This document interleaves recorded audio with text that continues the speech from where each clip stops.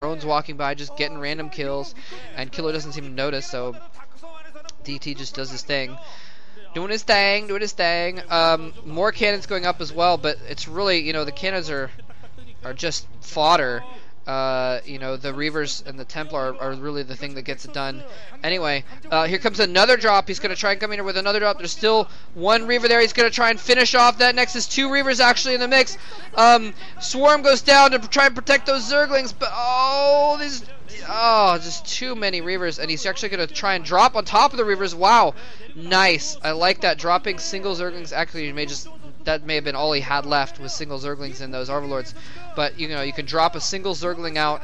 It gets a couple hits in before the Scarab goes off.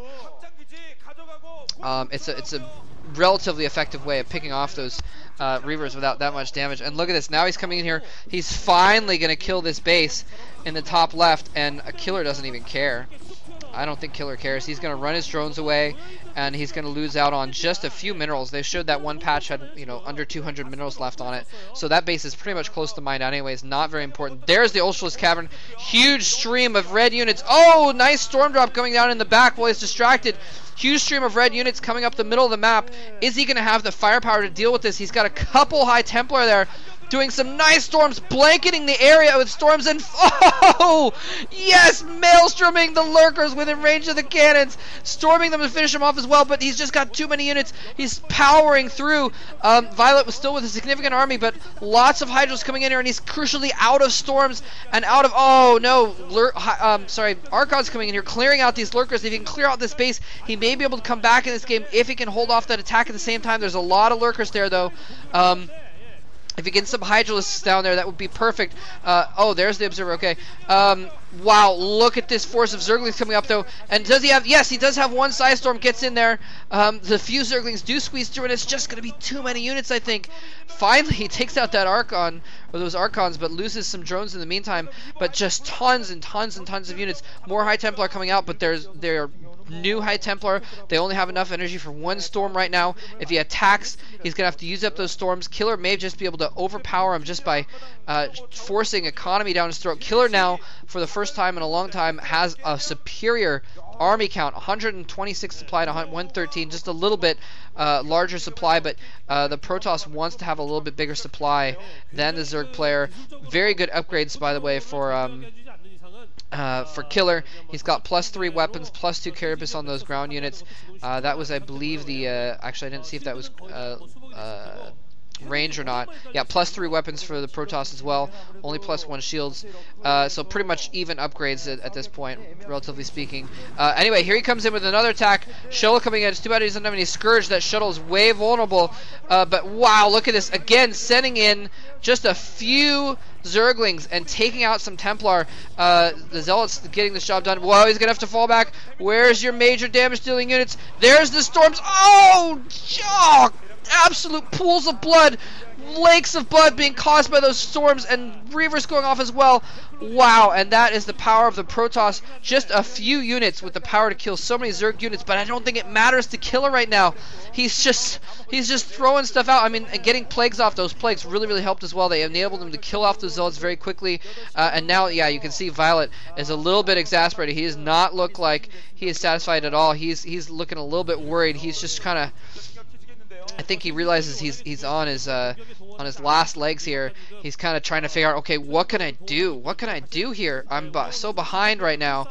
He's mined out his main, his natural. His third is almost mined out. He's just going to be mining his fourth. If he can get that fifth up and keep it just to the south of his main, he might be okay for a little bit longer, but he needs to do some damage back. He needs to do some more storm drops, but he can't afford to. He needs to keep his main army together to protect his army like this from those massive amounts of forces. Oh, sorry, that was painful to watch those Zerglings just standing there as Scarabs went in amongst them. Didn't do as much damage as I was expecting, though.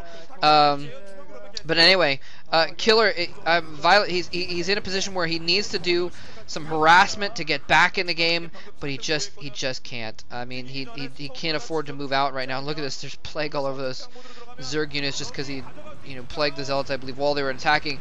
Anyway, here comes another attack, forcing more storms. Plague going off on the buildings and the Reaver. Just so much stuff going in here. Even though he has these massive units, he doesn't have the army to Oh, and the shuttle goes down. Zealot's coming in to reinforce. He needed that wall. Zealot's in there beforehand. And his army is just too skimpy right now. He's down to 91 supply. A lot of that is probes.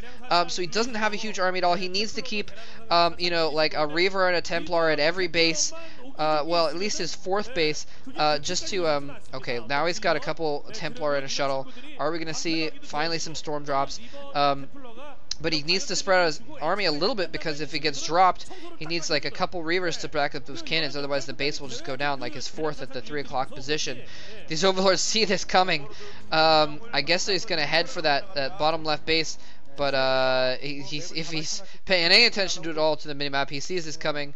Oh no! Oh, almost gets caught by those Templar. What is in that shuttle?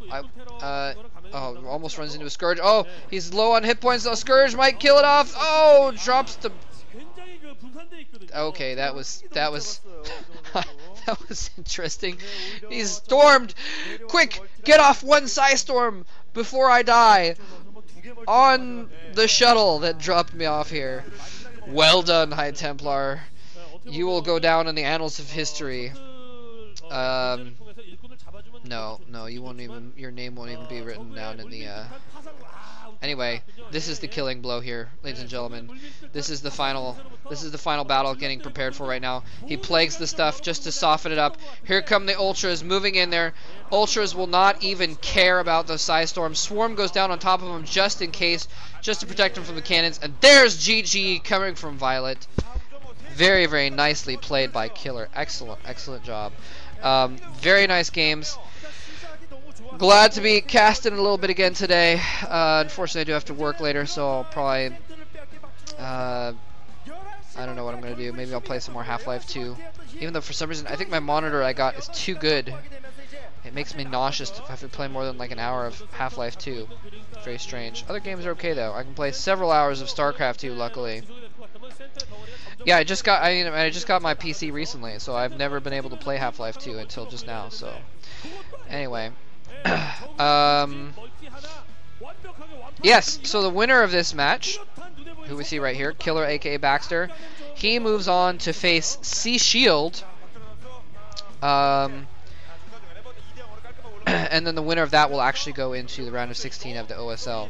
I unfortunately don't have the VODs for the games versus Sea Shield, so I can't really cast those. Yeah, so that kind of sucks.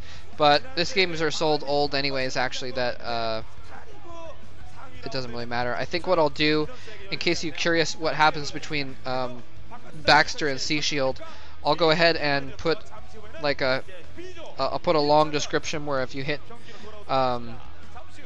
you know, show more or whatever. There's the Star Girl, the booth girl, texting in the back there. Is she writing something to, I wonder what that is. Anyway, I think that's the booth girl. Could be wrong. Anyway, what was I saying? Oh yeah, I'll put a spoiler, so if you want to know what happens, then you can go and check out the spoiler. And if you don't want to know what happens, if you want to go watch the games in Korean, I believe they're on Navake or, oh crap, I forgot the name of the other guy that's been uploading VODs. Anyway, video's about to end, so I'll just say GG, thanks for watching, take care.